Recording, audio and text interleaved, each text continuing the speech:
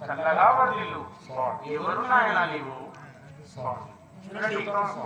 గురు శిష్యుల బంధం ఏ విధముగా అయితే కలుస్తుందో అది తల్లిదండ్రులకు కానీ అన్నదమ్ములకు కానీ లేనటువంటి బంధం. చెప్తారు కదా